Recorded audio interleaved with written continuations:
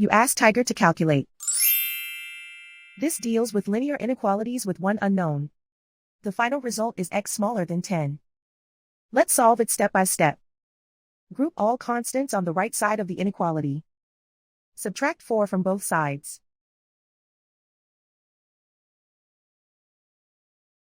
Simplify the arithmetic.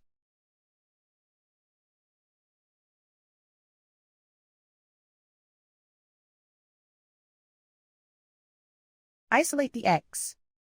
Multiply both sides by 2.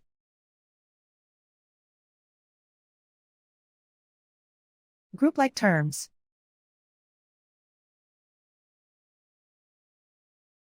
Multiply the coefficients.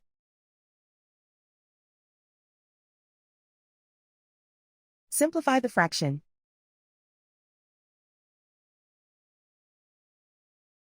Simplify the arithmetic.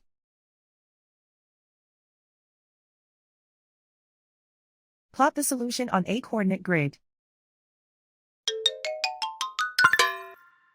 And so the final result is x smaller than 10.